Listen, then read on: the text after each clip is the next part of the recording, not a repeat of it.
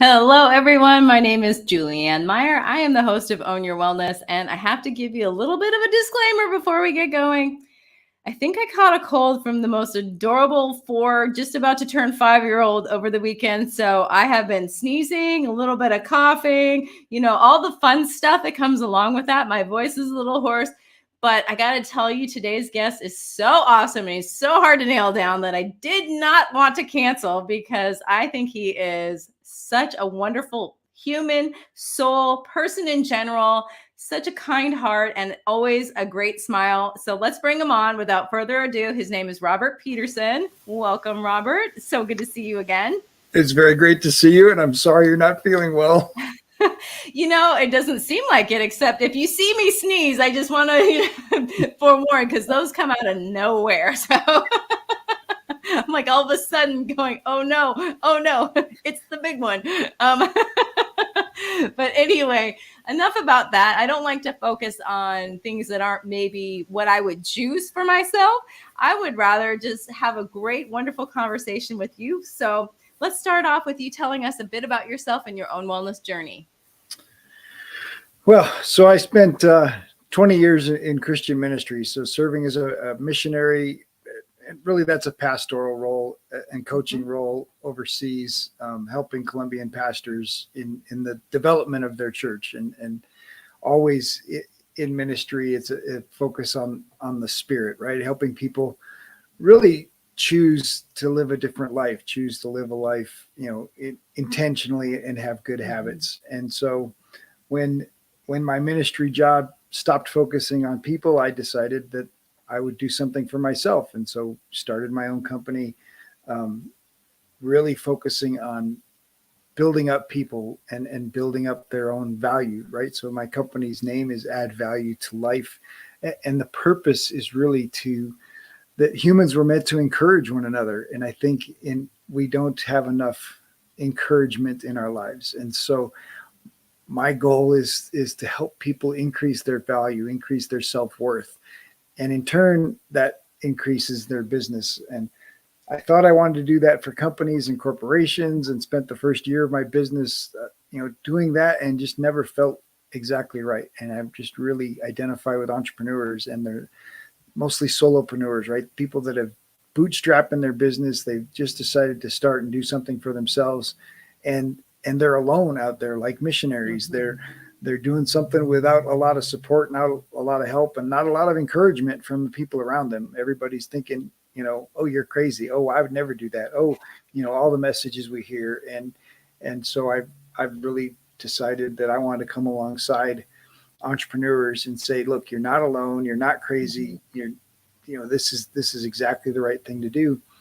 And a big part of that process has really been the fact that it really does involve your mind, body, and spirit. There's just no getting around that personal development element of your mind, body, and spirit are all interconnected. And if you don't focus on all three, you're really missing out on some great opportunities to experience and to step into your greatness. I couldn't agree more. I always like the analogy of baking a cake. You can skip an ingredient, but it just doesn't taste the same. It might look like a cake, but it doesn't taste like a cake. Yeah. And I think the challenge is that entrepreneurs can get away with it, though, right? They can be generating revenue. They can be paying their bills. They can be running a business. It's kind of like owning a job. Yeah. But to really get to another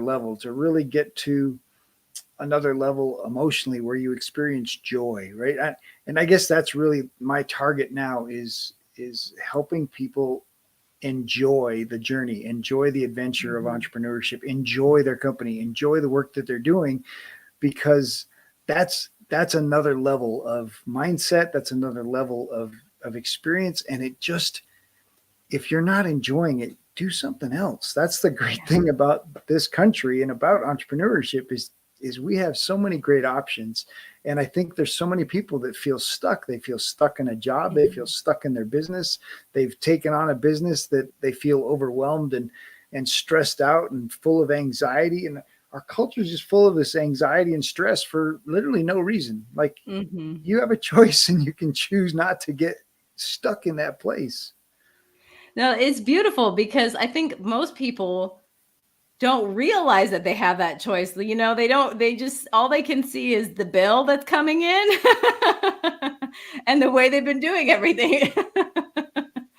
I know for me, personally, I swore I would never have my own business because I watched both of my parents have their own business and I thought, no way. And then here I am. So, you know, it's just after a while, there's just such a benefit of doing things that I want to do for me and helping people the way that I want to help people instead of helping somebody. I mean, not that there's anything wrong with helping somebody else with their dream, but when I'm putting mine on hold for somebody else's, that's where I think that there's kind of an issue. So I love what you do.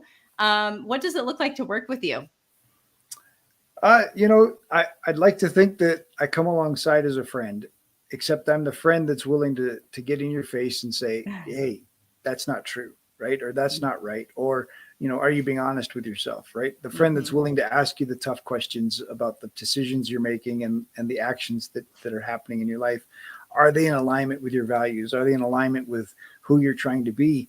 Because that's really what this boils down to is, who are you trying to be to get the things that you want, right? And ultimately we're human beings, and it's reflected in the things that we do, right? So everybody evaluates us based on what we're doing. And the only way to change what you're doing is to change who you're being. And so we have to change the stories we tell ourselves about our past. We have to change the stories we tell ourselves about who we are right now in the present. And in the process of changing those stories, our actions start to change and our actions start to reflect who we're becoming.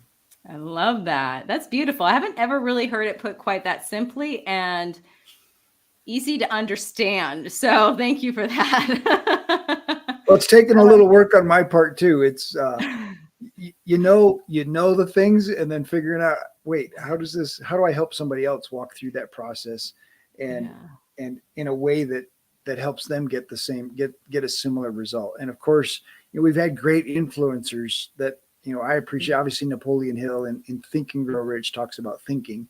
And of course, the whole book he spends saying, well, I'm only giving you half of it. I'm not really telling you. You'll just have to figure it out, right? And so it feels incomplete. And for the majority of people that read Think and Grow Rich, they never take any action. You know, and then The Science of Getting Rich, who's Wallace D. Wattles, who also was in ministry and was actually kicked out of the church for teaching about money in the way that he was teaching about money. And then he wrote the book, The Science of Getting Rich. And so it really does address the spiritual nature of money and the spiritual nature of work.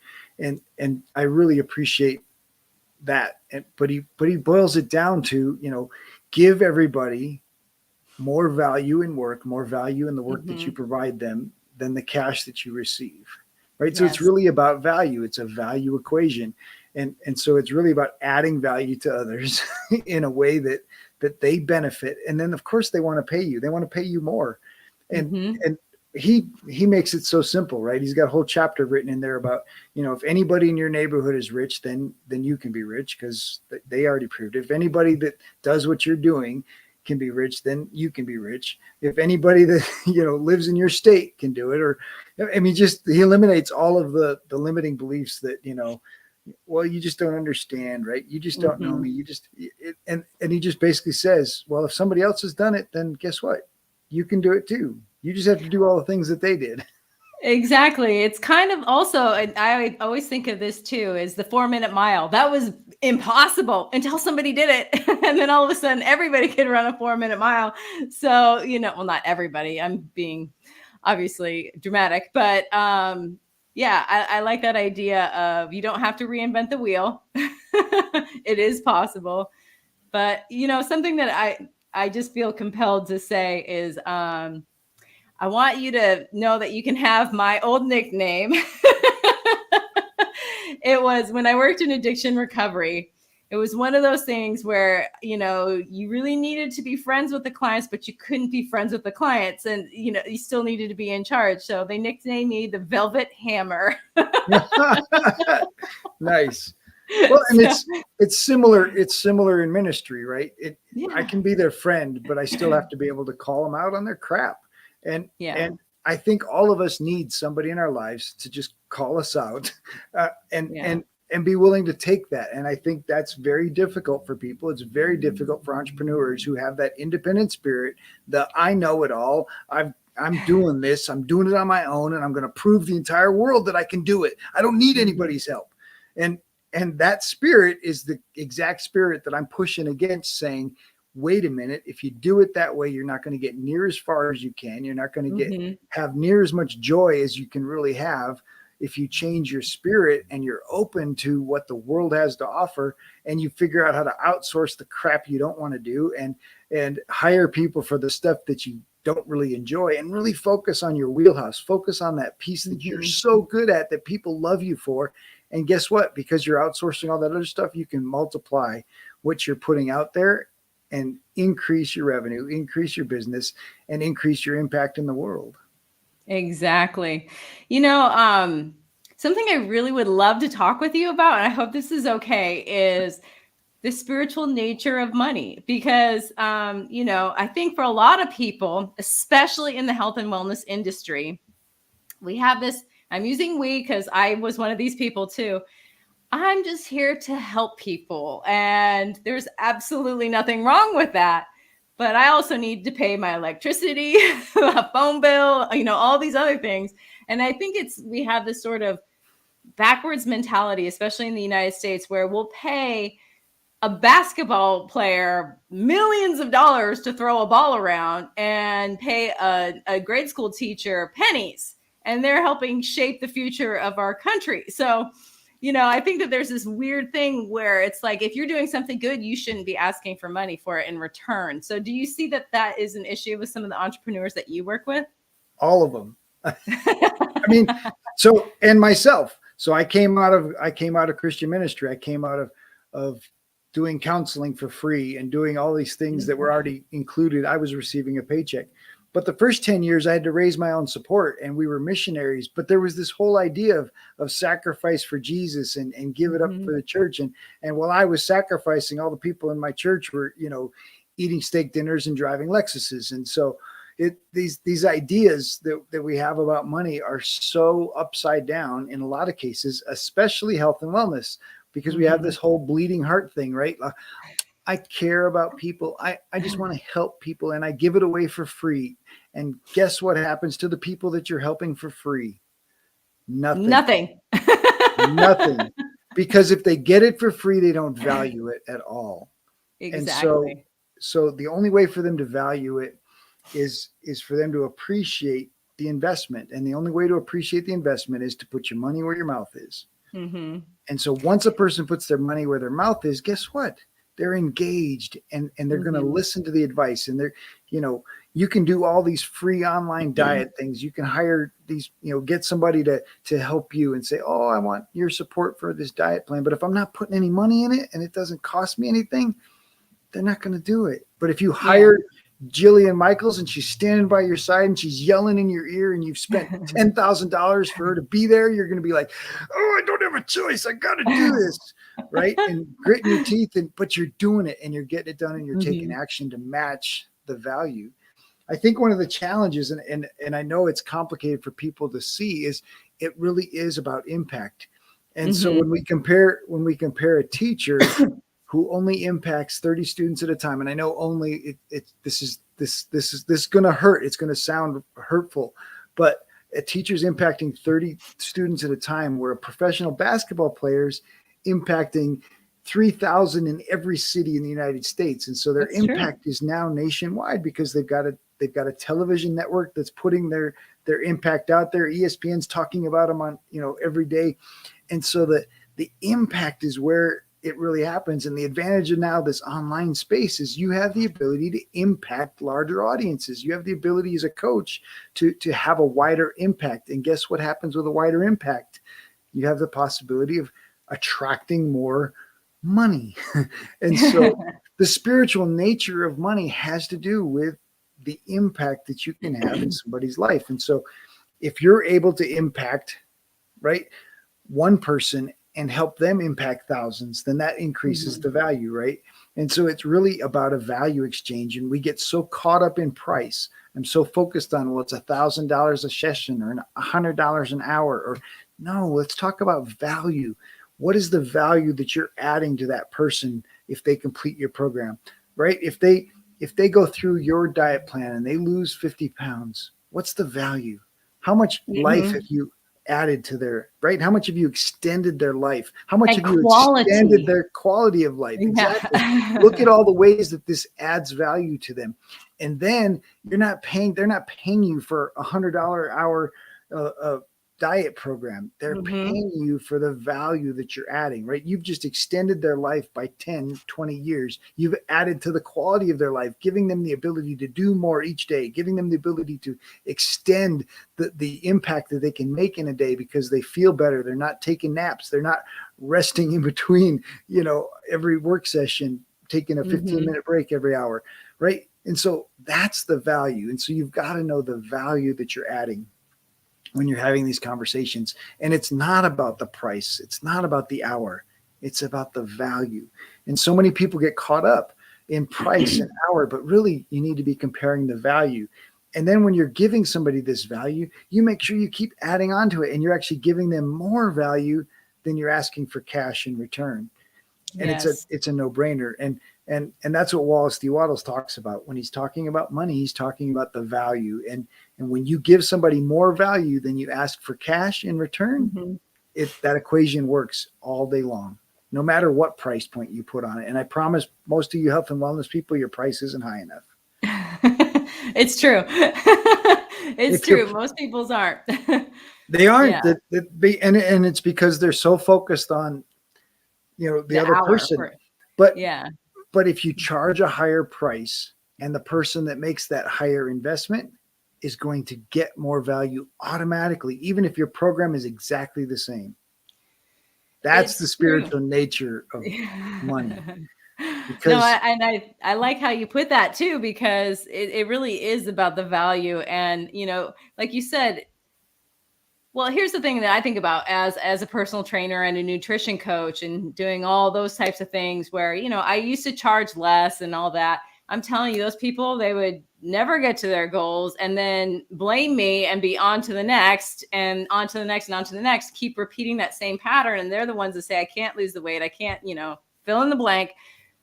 But the ones that actually do invest, and I always think of it as investing in themselves, and they happen to be handing me cash, but they are investing in themselves because they're the ones that are reaping the benefits of what they're now committing themselves to do. So I really like how that's exactly what it is.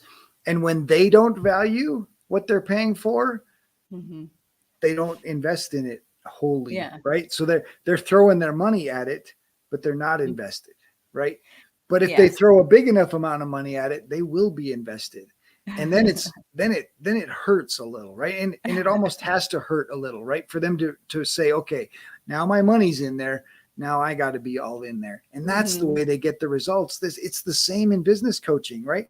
That most business owners don't want to have a coach. They feel like, I don't need a coach. I don't need a trainer. I can go to the gym and figure this out. And but the difference is I can 10x it.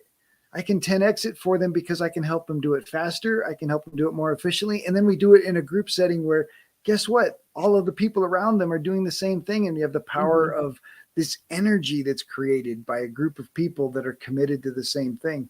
And it's so much more powerful. And that's the spiritual nature of this kind of work. I've always had this thing that I thought was kind of funny. It's the idea of that there's God and there's spirit and there's this, and then there's the rest of your life. It's one thing. It's not like you peel out of the church parking lot, flipping somebody the bird. It's, because now you're done with your soul stuff for the week. I just, I always like to incorporate everything and who I'm being in one place is how I'm going to show up in another when nobody's watching. Well, I think part of that's happened with Western philosophy, the rise of Western philosophy, and the philosophers really kind of separated spirituality from science. And then we separated spirituality from science. We can separate spirituality from work. And of course, then it's really easy to separate spirituality from family, from work, and we put each one of these little things in a box. And there's a lot of people that have lived their lives with these kind of boxes, right? I go to work and I do work, and then I go to the gym and I do gym, and then I go to home and I do home, and then I go to church and I do church. And they really end up being 4 different people in each of those places. And so it comes across as very inauthentic. And it's harder to integrate all of those, right? Because obviously the guy I want to be at church doesn't look necessarily like the guy I want to be at work, or the guy I want to be at the gym, or the guy I want to be at the bar with the guys after work, right? And so being able to be the same guy in all of those places on the front side is really challenging, but on the back side, it's so relieving. Like, I just want to be me. Yeah. Right? And I want to hang out with the people that want to hang out with me. I don't want to have to pretend to be somebody at church. I don't want to have to pretend to be somebody at this other place. And if any of those places is asking me to pretend to be something different, or if I'm putting on a self-imposed expectation, because I think that's what happens for a lot of people, right? Oh, Definitely. the church person's supposed to look like this. Oh, the guy at the bar is supposed to talk bad about his wife, right? And those are self-imposed a lot of times. Nobody's made a statement saying, well, you're expected to act this way, you're expected to act this way. We put those on ourselves. And so when you can explore those and you can say, wait a minute, I don't want to be that guy. I want to be able to be me. And I want to be in places where they appreciate me for being me. And I'm not going to go hang out in places that expect me to be somebody else, or don't appreciate, me for me. Exactly. And, something that's kind of nice when you start integrating all these, I like to say parts of you, because some of them aren't you. They're just, like you said, that facade that, and you can just let those bits go, but it's a lot less of an energy suck. And then you can free up all that energy for something else and, really enjoy your life, because you're not trying to put on that front where, I'm, like you said, maybe the guy doesn't even want to put down his wife at the bar, but that's what he thinks that, his buddies expect of him. So he's just trying to be that person. And it's funny how much we're people pleasers. Oh, really, absolutely. Yeah. Well, and imagine that energy that you've just put out, right? So even if you're faking it, now you've just put out this energy that says, oh yeah, my wife, she's a nag, blah, blah, blah, blah. And even if it's not true, you've just put it out there. Yeah. And so now that those words came out of your mouth, your brain heard you say those words. And now you're going to go home and have a conversation with your wife, and your brain is saying, well, you just said she was a nag and rah, rah, rah, rah. Wait a minute. Right. And so we have to be really careful with the things that we say. And I truly believe that most people don't understand the power of our words. They underestimate, especially the words they speak to themselves. And, 100%. And you make statements to yourself that you wouldn't say to your grandmother. You make statements to yourself about yourself that you wouldn't allow your kids to say to themselves. And yet you allow yourself to say them to yourself. And those can be the most damaging. And I think, one of the things that my wife and I made a commitment to each other long, long time ago, that we're not going to talk about each other to other people.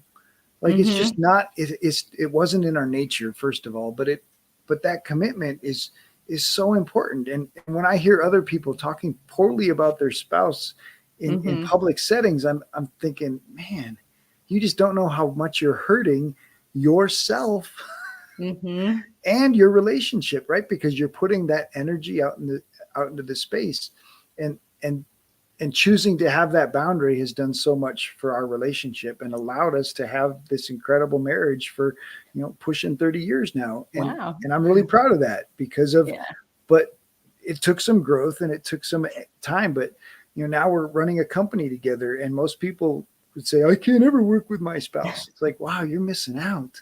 My wife and I want to spend every minute together. And I know that for some folks, that's like, I would never. I'm like, wait a minute. She's the most important person on the planet to me. I made that commitment, and I want to honor that commitment. And not everybody can do it all the time like we've chosen to. But when you get it right and things are working the way they're working, man, she's my best friend. Why would I want to hang out with anybody else? And we want to put that energy out in the world that this is how it's supposed to be. We're on this adventure together, having an amazing time. I love that. Something else I was thinking about while you were, talking about the way you talk to yourself and, maybe saying those awful things about, for example, the spouse, is when you say those things to other people, they don't forget. So now that's in their head too. The next time they see her or him, they remember what you said. So, it's kind of, I'm with you. I never want to talk negative about the person in my life because, I just don't want to put that energy out there. So, and what you focus on expands. So I don't want that to, if I do feel a certain way, I don't want to look at that. I'd rather look at all the things I really love. So, Well, and if you have that feeling, have a conversation, but have the conversation with your loved one, not with them. Else. Yeah. That's not the challenge. Everybody else. most of these people are willing to talk to everybody else except for the person that they have this issue with. And that's some of the biggest challenges we have right now in our country, is because everybody's putting out their opinions on social media. But if they were face to face with a person, they'd be like, oh, you're the greatest in the world. Yeah. Wait a minute. That's not what you said on Facebook. Like, you can't put that energy, and you can't hold on to that energy, right? Your body, if you're divided in your body knows it, your brain knows it. And guess what that's going to do to you, right? That's going to close you off to opportunities. It's going to close you off to relationships. And it's not healthy. And energetically, you're just creating blocks. Yeah, 100%. It's almost time for us to go to a commercial, but before we do, since we're talking about the power of word, you have a book, or isn't there two? I have one. Well, I'm working on a second one. That's maybe what I was thinking of. So can people get this from your website, or is it straight Amazon? Nope, it's on Amazon, but it's also on my website. And the difference is, if you buy it from me, I can sign it. So I like that. Entrepreneur mind shift. I like it with the money sign. That's the best part to me. Yeah. Well, and I did the same thing. Chapter 2 is called Own Your Shit with a $sign. Because I didn't want to write a bad word, but it really is about some of the simple things that we can do with our thought life to just help us focus on the positive and really shift that energy towards, it really is about shifting your energy towards positivity. And so it's a very practical, very easy read. It's 104 pages and it has, pretty good raving reviews out there. Not that I want to brag about myself, but I want to help people. And I think it's well, people don't know, then they can't get it. So somebody's got to say something. That's right. All right. Well, on that note, it is time for us to go to a commercial break. So we're going to be back in just a moment. Okay. For those of you who are watching us live, thank you for being here today. But as I mentioned, it is time for those commercials. So we will be right back after these messages.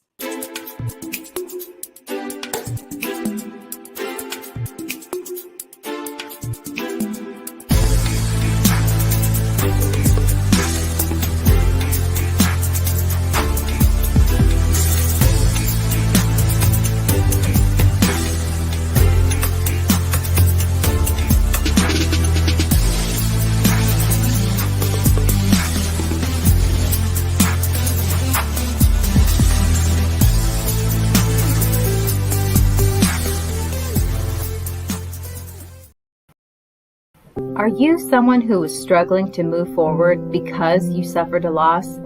Maybe you're even finding it difficult to complete the most basic tasks. Are you looking for a way to start enjoying life again without feeling guilty or the resistance to do so? Spiritual life coach Sarah Stockham saw a need for people who haven't learned how to grieve without putting their entire lives on pause. And so she created a program that solves this issue called Choosing Life Right Now. This program is simple and you can do it on your own. If you are ready to learn how to feel your grief while still being able to smile, to honor the sacredness of what took place as a loss, and yet still continue to live with joy, and if you'd like to take care of your whole being with grace and love, then I'd like to invite you to experience her new program called Choosing Life Right Now. Sarah is currently offering her program for the promotional price of $77, but it won't stay at this price for long. To learn more, check out her website. The address is on the screen.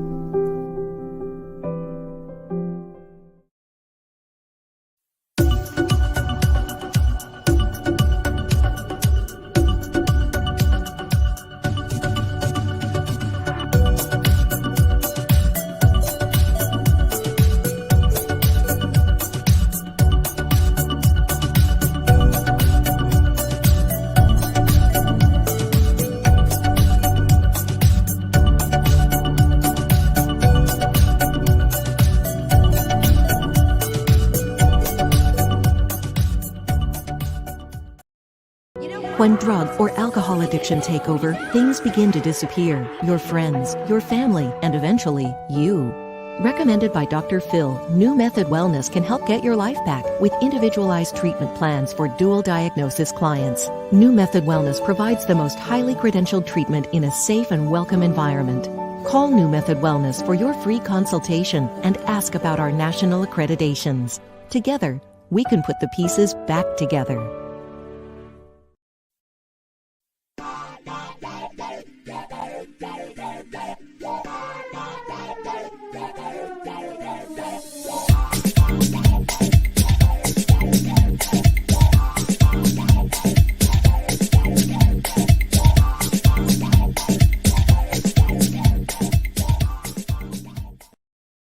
Welcome back, everyone. If you're just joining us now, you're watching Own Your Wellness. I'm Julianne Meyer. I'm rocking a bit of a cold. I think I got all my stuff done during the commercial break. Here's hoping. Anyway, let's bring back our guest, Robert. I almost said Roger. I don't know where that came from. Robert Peterson. Sorry about that. I've been called worse. I'm gonna blame it on the foggy brain. So we touched on your book before the commercial break, but I would love for you, if you wouldn't mind sharing a little bit. I know it's not a super long read, but what is it, like the core purpose of it? So really, when I started writing, my intention was I want to teach my kids some of these entrepreneurial things that weren't taught in school. Yes. And so that was kind of the foundation. And then it kind of took on its own and changed direction and really focused on mindset and the intentionality, right? Intentional thinking. Mm-hmm. And really at times I feel like calling myself an intentionality coach, because really this entrepreneurship, this journey is about being intentional. And I want to be intentional about my mind. I want to be intentional about what I'm putting in it. I want to be intentional about my body and how I'm using it and what I'm doing to take care of it. Right. And so it really is about being intentional about where I want to go, what it is I want out of life, and how can my business, support me in that. And really, I want to help people believe that you can dream something, you can imagine a life and dream that life, and then you can build a business to support it and make it happen. Mm-hmm. Something that I was thinking about as you were saying that was, I think a lot of people have these dreams, and then they think, well, I don't know how to do that, and stop. And that's all there is to it. We put it back up on the shelf and think about it every once in a while. But that little voice in our head that kills dreams, right? The minute you come up with that idea, wow, I could make $1 million. And the little voice says, who, you? How are you going to do that? Right? How are you going to do that? Right. Mm-hmm. And kills it. And then we let it go. And so I at times I debate. Now I'm calling myself the smiling entrepreneur coach because everybody compliments my smile, and bringing joy to the world is something that I want to do. But the other title that I dance with every now and again is dream recovery specialist, because I want to knock that little voice out. I want to punch it in the nose. And I want people, when they come up with those ideas, to say, yes, I can. Yes, I can. Exactly. Even if I don't know how, yes, I can. And so I want to help people believe that their dreams are possible. I want to help them see the next step, just one step. Just all I need to be able to see is one step for my brain to accept this, right? And so maybe that one step is just writing the idea down. And that takes it so much further than just killing it the second our brain comes up with it. Instead, we're going to write it down. We don't have to figure out how to do it or what we're going to do with it, but we're going to write it down. And then that dream has got a little bit of life, a little bit of hope. And our brain doesn't have the chance to say, oh no, you can't do that. How could you do that? Right. Mm-hmm. And so just, and of course, part of me is just training that voice. First of all, helping everybody out there listening that voice is not you. And I think the challenge is so many people think that voice is them. That's their brain. That's their thoughts. That's them saying that's not possible. And of course, if it's you telling you that it's not possible, then of course it's not possible. But what happens if you starts to tell you, we can do this? We can figure this out, right? And then you start training that voice to say, right, my goal is to make that voice work for you instead of against you. You know, I used to have a Zen life coach, and he was a monk for 14 years. So, you know, he teaches a lot about like that voice and stuff. And something that I always loved that he taught was to never get too attached to one side or the other, because it's not you. But if you're going to listen to something, it might as well be the good stuff. You get to choose.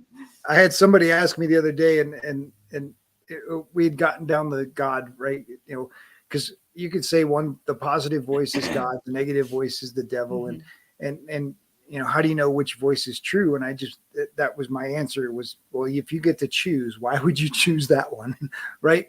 If I get to choose, I'm going to choose the positive one. So I tell clients all the time, if you can choose joy, even for a few extra minutes each day, if you can choose joy, why wouldn't you?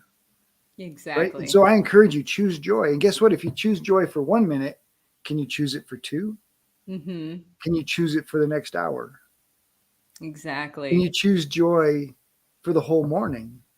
Can you make it to lunch with a joyful spirit? Right? And so then we start choosing joy. We start being intentional in our life.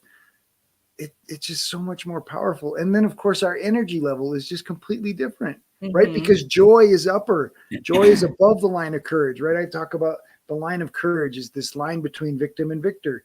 And the emotions that we feel below the line of courage are the victim, right? We feel grief, and we feel shame, and we feel guilt, and we feel anger, and we feel all of these negative emotions. And that's not to say that you and I on this positive side don't feel those. The difference is how long we feel those. We don't live there. There's so many people out there that are living there. And if you're living there, guess what happens when something's stressful or unknown, or like COVID, like my job, like gas prices, like not having enough money to pay the bills, all of those things come in, and we have nowhere to go. We're already down here at the bottom. We're at the lower levels. We're feeling guilt, shame, and blah. Our emotions are just trashed. And then we get this anxiety and this stress, right? Our car gets a flat tire, and it's the end of the world. But if you're up here, in your joy and love and peace, and guess what? You get a flat tire in the car, and you get stuck in traffic, and your flight gets canceled. You move down here, or maybe down here, but you're still way up above this bottom. And it really happens across this, what I call the line of courage. And the line of courage is the line that says, I am responsible for everything that happens in my life. I am responsible for how I feel about every single moment of my life. I am responsible for every choice that I make throughout the day. And once I'm responsible, guess what? I figure out the things I can control, and I let go of all the crap that I can't. And for the addiction folks out there, they're going to understand this is the Serenity Prayer. And the reason the Serenity Prayer works is because it's one of the most powerful statements in the world. Yes. Because so many people are trying to control all the stuff that they have no control over. They're worrying about the war in Ukraine. They're worrying about COVID. They're worrying about all these things that they have no control over. They're worrying if their company's going to go under. Guess what? It's not on your plate. You can't save it. Yeah. You can't save the world. You can't save the company. You can't stop classroom shootings. Like, these terrible, terrible things are always going to keep happening. If you keep focusing on all those terrible things that you have no control over, your body and your brain are just going to be frustrated and angry and sad all of the time. But if you let go of all those things and you focus on the things that I can control, I'm grateful for the things that I have in my life. I'm grateful for the things that I'm responsible for. And guess what? I can take responsibility for those things, and I can take action for those things, and I can be up here in these positive emotions. And your body does really cool things when you're in these positive emotions, because I don't end up in fight and flight hardly at all, right? So people that are down here in those lower level emotions are in fight and flight every time something negative pops. whether they have control over it or not. Yeah. I'm worried about the economy. I'm worried about the election. I'm worried about, and they're in fight and flight, and their body's dumping cortisol and adrenaline into their system. And you know what cortisol and adrenaline are designed for? Running. They're Exactly. designed for you to escape or to get in a fight and start punching somebody. But what are you doing? You're sitting on the couch. So you're sitting on the couch getting adrenaline and cortisol dumped into your body, and your muscles and your skin and your body doesn't have a way to absorb that. It just sits there, and it makes you feel like crap. Because it's designed to do something. So it's designed to run away. And instead, if you're up here, you're supposed to be experiencing these really cool things when you get happy and you smile and you experience dopamine and oxytocin and these other endorphins and serotonin and all these really cool things that make your body feel good. Yeah. Your body has these built-in drugs that are designed to make you feel good, but you can't experience them if you're below the line of courage. You can't. The only thing you can experience down there is anxiety and stress, which brings on that fight or flight. And I think there's people that are living in fight or flight constantly. And we're not designed to live in fight or flight constantly. Fight or flight is for an emergency. It's emergency use only. It's break the glass with the hammer emergencies, right? Yeah. But yet the body thinks that it's in fight or flight. It thinks there's a tiger right outside the door. At every minute, it's going to eat you alive if you just step outside the house. And people are afraid to leave their house. They're afraid to tell the truth. They're afraid to talk to somebody. And it's a terrible, terrible place to be. But you can choose something different. You can choose to take responsibility for your life. You can choose to say, I'm in charge. And you can choose to say, guess what? I'm doing everything I can today to take care of me and my business. And you start experiencing these positive emotions. You smile more. Smile automatically dumps some of those positive endorphins. It switches you out of fight and flight. And so the really powerful thing, Viktor Frankl, who was an incredible man, wrote a book about his survival in Auschwitz and just an incredible story. And if you're not familiar, obviously you need to familiarize yourself with that. It's a terribly horrible. No human being has survived worse things than the people that survived that. And I don't care what you've been through. If you've been through something equivalent of that, then you know it's possible to survive. And he recognized just this simple statement that there's this moment, right? An event happens. There's this moment, and in that moment, you have the choice. You have the choice whether or not you're going to respond positively or whether you respond negatively. And what's really cool is your brain is waiting, right? So we hear that loud clang, boom. We have a moment. And it's actually like 10 seconds. It's like, there's like 10 seconds. Your body is waiting for you to choose. And if you choose positive, your body's going to say, okay, woohoo, let's dump some good stuff. Or you can choose negative. You can choose fear. You can choose worry. And when you choose fear and worry, your body's going to dump adrenaline because your body's expecting you to what? Run away. And it's crazy. Like now science is catching up, right? Viktor Frankl wrote that in his experience in Auschwitz was in the 40s, right? During World War II, during Germany, destroying an entire race of people.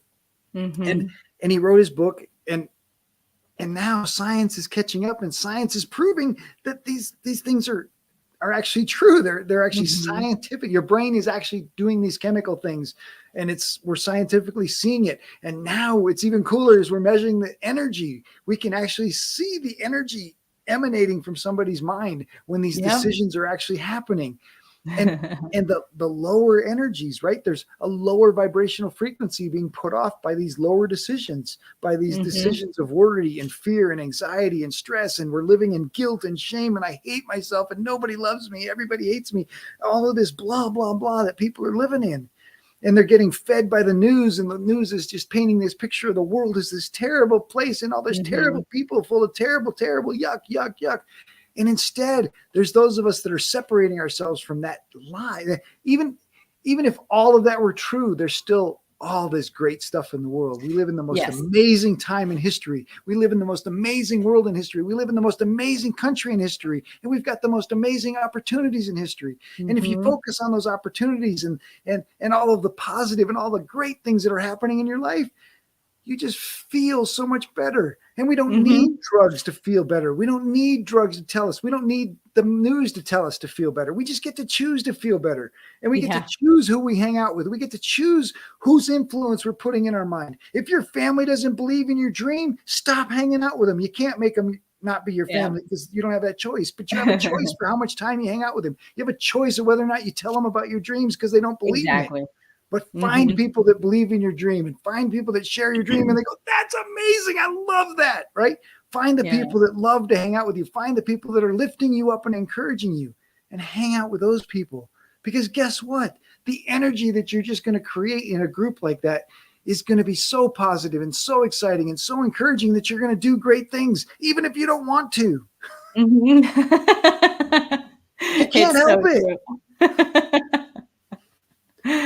You know, something you said that just keeps popping back into my head is that it's courageous to make this choice. And it is. It's absolutely 100% courageous. And it is a choice.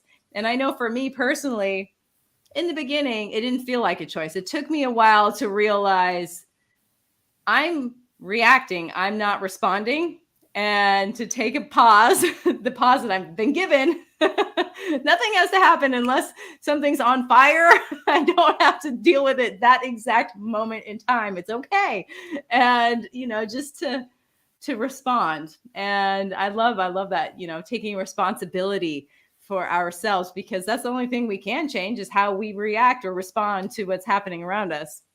It changes everything. It changes you. It changes your relationships. It changes your expectations of other people, right? Yeah. Because if everybody else is responsible for how I feel, then I'm putting all that pressure on every relationship around me. I'm putting all that pressure on my kids to make me feel better, on my wife to make me feel better, on my job to make me feel better, on my boss to be nice to me and make me feel better. No, it's nobody else's job to make you feel better. It's your job. And if you don't feel better, why would anybody else care to make you feel better? Let's be honest. Right? Exactly. They're all focused on them too. So why not focus on you and take responsibility for you? And guess what happens when you feel so much better? You have this incredible energy and power to make everybody around you feel better. Exactly. Because you're overwhelmed in it. This is all about energy. We talked about spirit earlier, and spirit fuels energy. And this energy exchange is powerful. Look it up. You can Google it. You can Google the energy matrix and you can see where these emotions lie. And I'm not saying you can't experience grief. I'm not saying you can't experience guilt and shame. You just don't live there. Exactly. Right? No you camping. Recognize that, hey man, this was bad, right? Shit happens. Life sucks. Excuse my language if this is a PG show, but the reality is bad stuff happens. The difference is I say bad stuff happens. I'm allowed to say this sucks. And I'm moving on. What's next? Exactly. What's next? Right? Because I'm not going to get stuck there. And I'm not going to let the energy of that negative stuff get stuck inside of me. I just don't need to carry that around. And there's so many people carrying around all that crud for no reason. We got a whole culture of people living sad for no reason. And angry and depressed. Yeah, all the things. Because we haven't been taught how to experience emotion, first of all, right? There's no financial training in school, how money really works. There's no relationship training in school, how relationships should really work. And worse than all of that is there's no emotion training in school. And we're told, don't be angry. We're told men don't cry. We're told, sad is, in fact, now we glorify sad, right? I mean, seriously, look at Facebook, look at the relationships that you're in, look at the conversations that are happening around the water cooler. We glorify sad and everybody comes around and, oh, I'm so sorry. And we pat them on the back instead of saying, suck it up, buttercup, right? Bad things happen. Yeah. All of us have had a loved one die. All of us have had a pet die. And they're terrible things and you should grieve. You need to grieve. But you know what? We grieve terribly here. Yeah, why do we grieve and get stuck in the sad instead of celebrate and get stuck in the glad? Yeah. Man, I've lost my mom. She's still alive, but I've lost her. She's got Alzheimer's. She doesn't talk anymore. And even when she was talking the last couple of years, she didn't make any sense. And so we've lost her. But I can celebrate the other 75 years of her life that were fantastic and amazing and all the time I got to have with her. And I can celebrate how amazing she was. or I can get Yeah. caught up in this sadness of, oh, woe's me, of I don't get to talk to mom no more. Woe's me that I've lost all of this, right? And that's all Mhm. about me. That's so selfish. So selfish. It is. Instead, It even is. when somebody dies, it's selfish, right? It's selfish that Mhm. I miss them, and then that's selfish. Instead, I can Yep. celebrate all the amazing things that they had in their life, and I can focus Mhm. on the positive. I can tell the stories. That's what gets to stay is the stories and the memories. Why not Exactly. celebrate? Why don't we Exactly. grieve well? I don't. Exactly. I've always struggled with our grief here in the U.S. and it's almost like we're biblical times putting on sackcloth and ashes and poo-pooing for a week. I got to take a week off because I'm going to sit at home and pout under my covers. No, let's celebrate. I've never understood that either because usually, because I've experienced a lot of trauma and loss.